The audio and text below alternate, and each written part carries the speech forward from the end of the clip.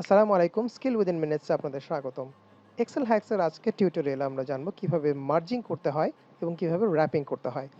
আমরা আমাদের স্ক্রিনে দুটি ডাটা দেখতে পাচ্ছি। দুটি সিটির নাম দেওয়া আছে উপরে এবং দুটি লোকেশনের নাম দেওয়া আছে। এখন আমরা যখন কোনো রকম রিপোর্ট সাবমিশন করি বা কোথাও কোনো রকম ডাটা সাবমিট করি, তখন আমরা একটু গুছিয়ে দেই ডাটাগুলোকে।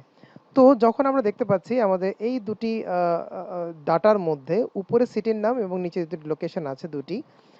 লোকেশনগুলো কিন্তু তার নির্দিষ্ট সেল বক্স পেয়ে গেছে, কিন্তু সিটির নাম শুধুমাত্র মিরপুরের উপরে দেখতে পাচ্ছি আমরা, ঢাকা। কিন্তু আসলে ঢাকার আন্ডারে এই দুটো লোকেশন আছে, সেই জিনিসটা যদি আমরা বোঝাতে চাই তাহলে ঢাকাকে আমাদের লিখতে হবে এই দুটি সেলকে একসাথে করে।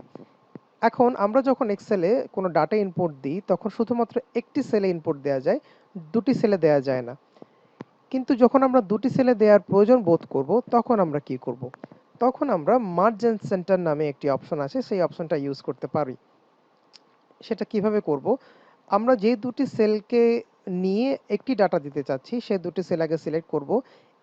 এই কেসটাতে আমরা দেখতে পাচ্ছি ঢাকার ডি এবং ই, এই দুটো সেল D3 এবং E3, এই দুটো সেলকে নিয়ে আমরা ঢাকাকে রিপ্রেজেন্ট করতে চাই। সেক্ষেত্রে আমরা দুটি সেল সিলেক্ট করব পাশাপাশি, মার্জিন সেন্টারে গিয়ে আমরা ক্লিক করব এবং ডি এবং ই মিলে সে একটি সিঙ্গেল বক্স বা সিঙ্গেল সেল বক্স তৈরি করে নেবে। এভাবে আমরা ঢাকার আন্ডারে এখন বোঝা যাচ্ছে মিরপুর এবং গুলশান দুটি আলাদা সিটি। সিমিলারলি আমরা চিটাগংয়ের জন্য F3 এবং G3 কে আমরা মার্জিন সেন্টার করে ফেলতে পারি। তাহলে আমরা দেখতে পাবো যে চিটাগংয়ের আন্ডারে হালিশহর এবং আগ্রাবাদ, অর্থাৎ লোকেশন দুটো যেই কলামের আন্ডারে আছে সেই কলাম দুটো মিলেই আমার একটি সিটির নাম চলে আসলো। এভাবেই আমরা মার্জ এবং সেন্টারের মাধ্যমে একাধিক সেল বক্সকে আমরা মার্জ করে ফেলতে পারি, একীভূত করে ফেলতে পারি। শুধুমাত্র দুটো বক্স না, আমরা চাইলে অনেকগুলো বক্সকে নিয়েই একসাথে মার্জ করতে পারি। যেমন আমি যদি এখানে 3টা সেল নিতে চাই, 3টা সেল নিয়ে আমি একটি সেল বক্স করে ফেলতে পারি ডাটা ইনপুট করার জন্য। আপনি যদি চাইলে শুধুমাত্র পাশাপাশি সেল বক্স নিতে পারেন, অথবা চাইলে উপর নিচেও নিতে পারেন। আপনি যদি ভাবে উপর নিচে সিলেক্ট করেন তাহলে আপনি এভাবে মার্জ সেন্টার করলে উপর নিচ থেকেও ঠিক তেমনি ভাবে বক্স হয়ে যাবে। তো এভাবেই মার্জিন সেন্টারের মাধ্যমে আমরা একাধিক সেল বক্সকে একটি সেল বক্সে রূপান্তর করতে পারি। এখন আমরা দেখব র্যাপিং টেক্সটটা কি।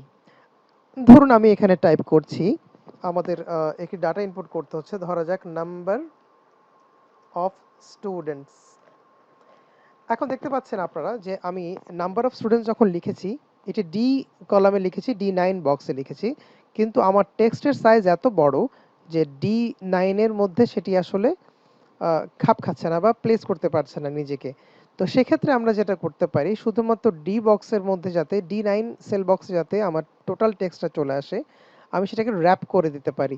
আমাদের এখানে দেখুন আমাদের র্যাপ টেক্সট নামে একটা অপশন আছে, সেটাকে যদি আমরা ক্লিক করি তাহলে এটি নিজেই অবস্থান তৈরি করে নেবে নিজের।